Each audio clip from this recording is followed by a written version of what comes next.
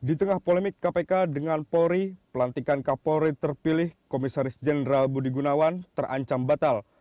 Kemungkinan tersebut diungkapkan tim 9 yang dibentuk Presiden Joko Widodo untuk membantu mengatasi polemik dua instansi penegak hukum tersebut. Selain tim 9, Komisi Kepolisian Nasional atau Kompolnas juga memberi sinyal ke arah itu. Presiden Joko Widodo kabarnya sudah meminta Kompolnas untuk merekomendasikan nama lain untuk calon Kapolri setelah Komisaris Jenderal Budi Gunawan ditetapkan sebagai tersangka kasus suap oleh KPK. Sejumlah nama yang sudah pernah direkomendasikan oleh Kompolnas pun kabarnya kembali diserahkan kepada kepala negara untuk dipilih sebagai pengganti Budi Gunawan. Sejumlah pihak bereaksi dengan wacana batalnya pelantikan Kapolri terpilih ini. PDI Perjuangan sebagai partai utama pendukung pemerintahan Jokowi JK merasa kecewa karena kerja keras mereka mengawal Komisaris Jenderal Budi Gunawan untuk diloloskan oleh Komisi 3 DPR seolah sia-sia. Lebih jauh, hubungan Presiden Joko Widodo dengan PDI Perjuangan juga diprediksi akan memburuk jika pelantikan Kapolri terpilih batal. Di sisi lain, tim kuasa hukum Komisaris Jenderal Budi Gunawan tetap optimistis pelantikan tetap dilakukan setelah klien mereka memenangkan sidang pra-peradilan atas KPK. Bagaimana kelanjutan wacana pembatalan pelantikan ini? Apakah benar pihak istana hanya tinggal menunggu waktu yang tepat untuk membatalkan pelantikan Komisaris Jenderal Budi Gunawan?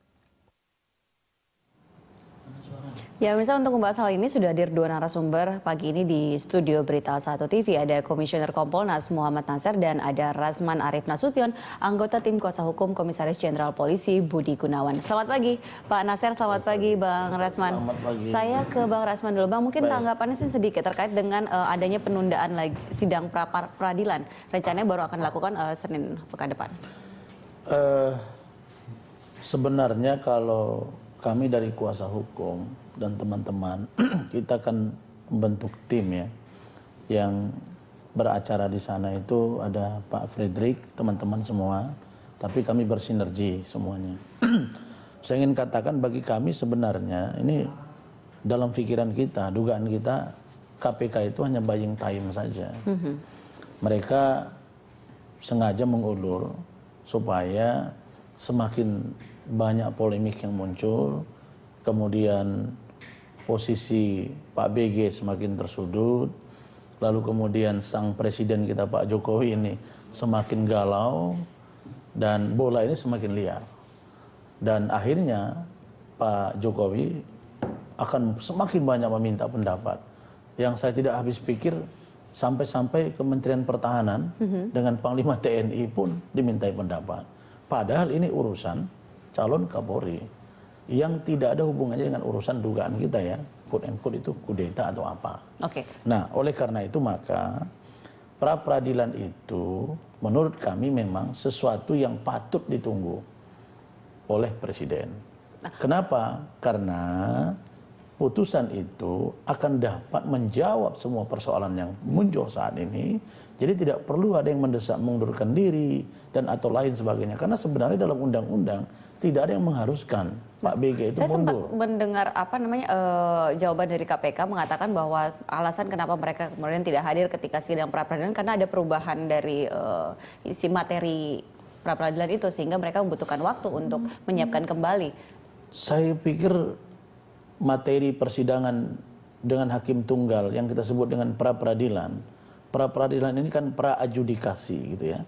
Sebelum dilakukan proses persidangan yang sesungguhnya, itu perlu dilakukan sebuah pra-peradilan sebelum untuk menguji apakah proses yang dilakukan dalam proses penyelidikan menjadi penyidikan itu sesuai KUHAP atau tidak. Kan gitu ya. Nah, Bang Rasman, ini mungkin tidak terkait dengan pra-peradilan, tetapi kan juga kita tahu antara Pak Budi Gunawan dengan KPK juga ketika saling dipanggil, Pak Budi Gunawan juga tidak datang ketika dipanggil KPK. Pak Budi Gunawan, kita jangan silap, beliau tidak datang dengan 3 alasan. Ada alasannya. Saya yang jelaskan. No. Beliau tidak datang, pertama, itu dalam MOU yang diatur antara KPK, Polri dan Kejaksaan itu, jika seseorang diberi status tersangka dan atau dipanggil, itu harus melakukan fungsi koordinasi dan supervisi. Itu harus pemberitahuan. Masa tidak diberitahukan? Jadi sampai hari ini pemberitahuan resmi dari KPK bahwa Pak Budi Gunawan itu tersangka belum ada. Saya tanya langsung Pak BG. Yang kedua. Tapi sudah ada surat pemanggilan. Nah, justru itu yang kita kaget. Nah, belum ada pemberitahuan masuk pemanggilan. Oke, saya dengar penjelasan dari saudara atau sahabat saya Johan Budi bahwa surat panggilan itu adalah merupakan pemberitahuan. Sekarang pertanyaannya, surat panggilan itu sampai kepada kami tanggal 26 Januari. Diminta hadir di KPK sebagai tersangka 30 Januari. Surat panggilan itu pun diberikan tanpa prosedur. Tidak ada tanda terima, tidak tahu siapa yang menyerahkan. Seperti surat yang jatuh di tengah jalan begitu saja. Tapi kalau sebentar, saya teruskan. Lalu kemudian, apa yang dialami oleh Pak BG ini menjadi dasar bagi kami bahwa KPK mengatakan kalau 12 Januari pengumuman Pak BG sebagai tersangka, 26 Januari pemberitahuan kepada kami, katanya itu sebagai pemberitahuan sekaligus panggilan, artinya 12 Januari sampai dengan 25 Januari itu Pak BG bukan tersangka. Nah ini siapa yang bertanggung jawab dengan status dia pada waktu itu Pak BG? Sampai di paripurna DPR RI loh. Dan dipersoalkan banyak orang. Kalau persoalan ini sudah lurus, kemudian apakah nanti Pak BG juga mau ketika didatang? Nah ini yang saya katakan, kita memang berupaya melakukan inovasi-inovasi, perubahan-perubahan dari sebuah kesalahan. Hukum saja pun ada restorasi of law. Tapi yang ingin kita katakan adalah bahwa terhadap situasi yang terjadi hari ini terhadap Pak BG inilah potret. Inilah cerminan, inilah perilaku dari KPK yang tidak tertib administrasi dan tidak tertib KUHA. Oke. Itu yang perlu diketahui masyarakat. Gitu. Saya ke Pak Nasir. Pak Nasir, ini kalau melihat bahwa sampai sekarang ini, kalau tadi kita bahas sebelum on air bahwa ini seperti drama sinetron seperti itu yang masih belum berkesudahan antara KPK dengan Polri. Iya, sebetulnya kalau Kompolnas itu sangat jelas mandatnya itu hanya untuk mengurus dan mengawasi dan mendorong profesionalisme dan kemandirian Polri. Jadi kalau ditanyakan hal-hal seperti itu tentu saya perlu membatasi diri. Tetapi sebetulnya karena Pak Budi Gunawan adalah perwira tinggi aktif, maka Kompolnas memang sangat hati-hati melihat masalah ini. Memang ada masalah-masalah hukum dan kelihatannya ada masalah-masalah non-hukum. Ya semua publik sudah tahu, sudah ramai bahwa ada masalah-masalah non-hukum yang muncul di permukaan. Seperti misalnya ada personal problem antara AS itu orang KPK dengan Pak Budi Gunawan. Karena terungkap bahwa yang mengalihkan kesempatan untuk menjadi wapres itu adalah Pak Budi Gunawan. Itu persoalan non hukum. Kemudian persoalan hukumnya sendiri itu kan modal untuk penetapan menjadi tersangka itu dianggap masih sangat sumir. Itu hanya modal clip chart yang diperoleh dari PPATK yang diupayakan digosok-gosok, didorong itu dapat dari PPATK dan kemudian itu yang menjadi semacam petunjuk ke arah dan apakah itu yang sudah disebut dengan 2 atau lebih alat bukti yang ada. Ini yang kemudian kita juga menanyakan kepada kawan-kawan di kepolisian, kita ajak bicara kenapa Anda protes Pak Budi Gunawan jadikan ya karena menurut kita, menurut analisa hukum seperti ini. Itu antara lain yang saya sampaikan tadi. Tapi kita, Kompolnas itu tahu diri, kita tidak akan masuk ke wilayah-wilayah yang sebetulnya di luar daripada kapasitas dan amanah yang kita pegang. Jadi, tapi ini salah satu wilayah ya Kompolnas adalah mengenai calon yang ditetapkan oleh Kompolnas, kemudian berstatus tersangka, kemudian yang harusnya ditetapkan menjadi Kapolri, hingga saat ini belum ditetapkan menjadi Kapolri karena masih harus menunggu proses pengadilan. Terima kasih. Kalau itu bisa saya jawab. Jadi begini, satu-satunya lembaga di Republik ini yang mendapatkan tugas konstitusi, artinya konstitusi kita bicara ada undang-undangnya, memberikan pertimbangan kepada Presiden tentang pemberhentian dan pengangkatan Kapolri itu adalah Kompolnas, bukan Mabes Polri. Itu poin pertama. Poin kedua adalah kita itu menginventarisir nama-nama para pati senior ini bukan mendadak, itu 1 tahun dilakukan.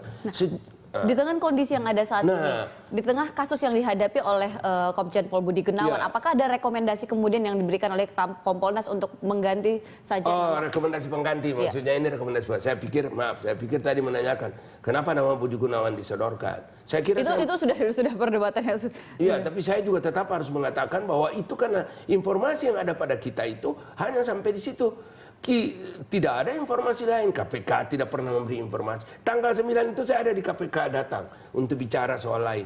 Tidak mendapatkan informasi dari KPK bahwa calon yang kita gadang atau calon yang kita usung 5 orang, 4 orang ke presiden itu ada masalah. Oke, nah ketika sekarang calon yang digadang, diusung, termasuk juga oleh Kompolnas ini bermasalah, apakah kemudian karena kan presiden juga sudah mendengarkan berbagai pertimbangan dari pihak-pihak lain, Kompolnas juga, apakah sekarang juga memberikan rekomendasi lain atau seperti apa, Pak? Nah, jadi begini, pada prinsipnya Kompolnas itu memiliki banyak catatan untuk banyak perwira tinggi Polri. Jadi ketika bertemu dengan Presiden pada hari Kamis tanggal 29 Januari lalu, memang ada diskusi dengan Bapak Presiden.